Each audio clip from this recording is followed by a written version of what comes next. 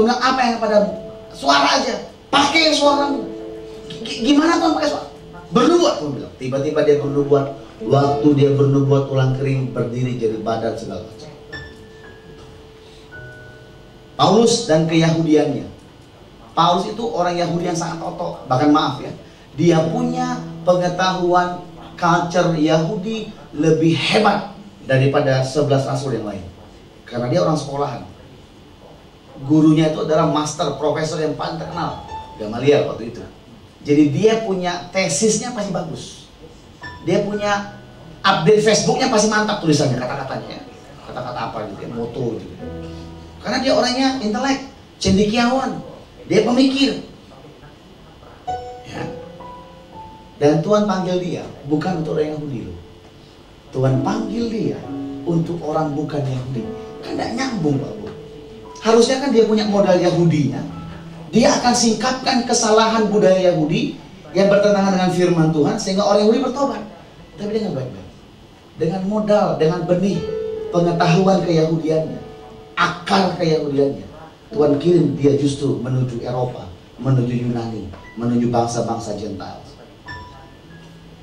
Ya, makanya kalau kita lihat catatan Paulus, ada banyak bagian bagaimana dia menanggalkan keyahudiannya. Tapi waktu dia tanggalkan keyahudiannya, tiba-tiba hikmat Tuhan untuk mengatasi nilai-nilai Yahudi yang bertentangan dengan firman Tuhan terjadi dari hidupnya. Banyak pengajaran-pengajaran yang berisi nasihat terhadap budaya Yahudi, ya, yang tidak benar, yang bertentangan dengan firman Tuhan. Itu yang tulis Paulus, bukan 11 rasul. Ya, tentang makanan. Orang Yahudi kalau nggak makan nggak cuci tangan nggak bisa, Bro. Haram itu, ya. Dan lain sebagainya. Apalagi kalau masuk rumah mesti cuci kaki, nggak boleh nggak. Ya. Kalau makan nggak boleh deh, makannya mesti kita, maaf ya, saya saja punya daftar makan sehat ya. Saya print, saya laminatin, saya taruh di kulkas. Jujur, 2 hari pertama saya ikuti. 4-5 tahun kemudian saya lupa tuh. Ya. Padahal cuma 7 macam, ya. Beberapa juga ada ikut kok. Tapi Yahudi, dia jaga. Banyak pantangannya. Di tengah-tengah kontroversi pengajaran tentang makanan antara orang percaya Yahudi dengan orang percaya bukan Yahudi, Paulus berdiri dan dia menasihati kedua pihak dengan hikmat ilahi yang luar biasa. Dia bilang begini, kalau engkau orang Yahudi percaya Tuhan, kalau hidupmu kurang hebat, kurang benar, dia mengutip perkataan Yesus dari mazhab Farisi yang keras, engkau nggak layak di hadapan Tuhan. Engkau yang bukan Yahudi, engkau tidak dipanggil untuk jadi Yahudi, tapi engkau dipanggil untuk datang kepada Tuhan, untuk jadi anak Tuhan. Yang Yahudi jadi Yahudi yang terbaik, yang bukan Yahudi jadilah Yahudi bukan yang terbaik. Tapi ini hal-hal yang pokok yang mesti kita miliki. 1, 2, 3, 4. Ya. Jadi mari miliki benih. Bagaimana keep moving forward? Yang pertama, tetap percaya. Sama-sama katakan tetap percaya. Tetap percaya katakan. Yang kedua, belajar dengan suara Tuhan. 1, 2, 3. Belajar dengan suara Tuhan. Yang ketiga, miliki benih. Katakan miliki benih. Katakan miliki benih. Mungkin kau bilang, Pak, benihku apa, Pak? Ya, belajar. Nanti Tuhan kasih tahu, itu benihmu. Ya. Sebagai contoh, kita berikan persembahan daging sebagai benih. Benih saja. Saya mau tanya, lebih banyak benih atau tuayan?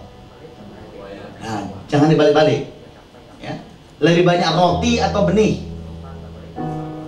Nah, kalau kita panen 2 hektar, yang kita bikin benih sekitar berapa? 1,8 hektar atau cuma 20 hektar? 20 dong. Ya. Benih itu sedikit, Pak. Kenapa benih sedikit? Karena benih memiliki daya lipat ganda yang hebat. Kalau jatuh di tanah yang tepat, kalau ditabur di tanah yang tepat dengan cara yang tepat dan musim yang tepat. Harusnya saya perbaiki, Pak, ya. Nanti minggu depan. Jadi miliki itu. Ya. Miliki benih. Apa Pak benih saya, Pak? Mari belajar kepada Tuhan. Ya. Saya pun terbuka untuk mengajar Bapak Ibu. Kalau kamu pengen mengerti lebih banyak, kita bicara, kita selidiki apa yang Tuhan mau dari hidup. Dan kau akan lihat bagaimana hidupmu itu, wow. Ya, sekalipun kita lihat laut Teberau, laut merah, maaf ya, laut merah di belakang tentara Firaun dengan apa yang ada di tangannya. Tangan Musa apa? untung tongkat kamu, bukan sendok sayur gitu ya. Pak, dengan tongkat yang sama. Saya mau tanya, sejak awal Tuhan sudah tahu belum kalau dia akan belah laut? Harusnya tahu. Musa harusnya kalau emang dia fokus dengan apa yang Tuhan sedang kerjakan, bukan ribet dengan orang banyak komplain, dia tahu kemana geraknya. Nah ini juga kita. Sehingga terlalu banyak masalah, komplain, soal-soal. Kalau kita nggak fokus ke depan dengan Tuhan, maka kita pun bingung, kemana ya? Bagaimana ya? Kita fokus. Oke? Dari awal Tuhan sudah pengen menunjukkan kehebatannya. Kan tadi dibilang di ayat 14 sampai 15. Sebab aku sedang menunjukkan kehebatanku, kemuliaanku di depan orang Israel dan di depan orang Mesir. Kenapa Pak waktu itu Tuhan suka mempertunjukkan kehebatannya? Sebab hari itu Tuhan sedang membuka paradigma orang Israel bahwa dia Allah yang hebat, yang mengatasi Firaun, yang sanggup melakukan, bahkan alam tunduk kepadanya. Tuhan demonstrasikan itu. Saya berdoa di hari-hari ke depan ini, Bapak Ibu akan lihat demonstrasi kuasa Tuhan. Tujuannya bukan supaya kita gagah-gagahan, bukan. Tapi supaya kita semakin percaya, supaya kita semakin firm untuk tetap berharap, menantikan Tuhan dan percaya kepada Dia. Mau katakan amin? Mari kita tunduk kepala kita pagi hari. Bagi Tuhan tak ada yang mustahil. Bagi Tuhan tak ada yang tak mungkin. Mujizat yang disediakan bagiku, ku diangkat dan dipulihkannya. Bagi Tuhan tidak ada yang mustahil. Bagi Tuhan tak ada yang mustahil. Bagi Tuhan tak ada yang tak mungkin. Mujizat yang disediakan bagiku, ku diangkat dan dipulihkannya. Tiada yang mustahil, sama-sama katakan. Tiada yang mustahil dan tiada yang sukar bila Roh Allah turut bekerja. Mari kita makin berdiri bersama-sama bantu Tuhan. Mustahil bagi orang percaya karena Roh Allah turut bekerja di antara kita.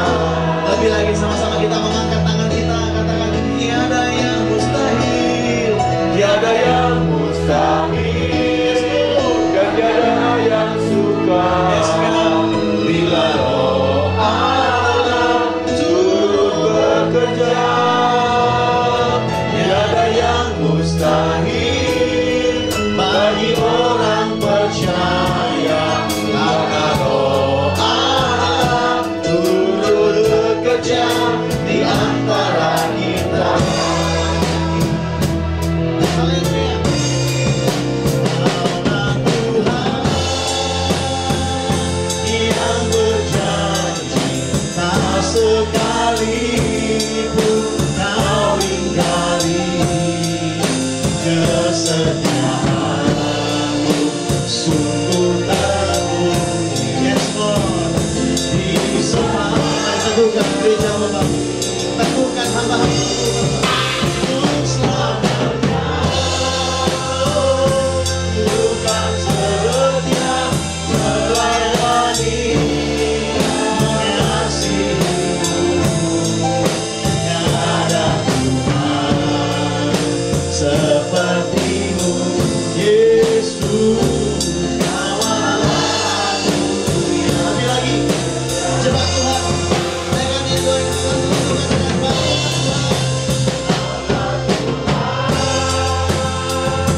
Yang berjanji, Kau melihat setiap pribadi di pagi hari ini Tuhan. Kau menilik sampai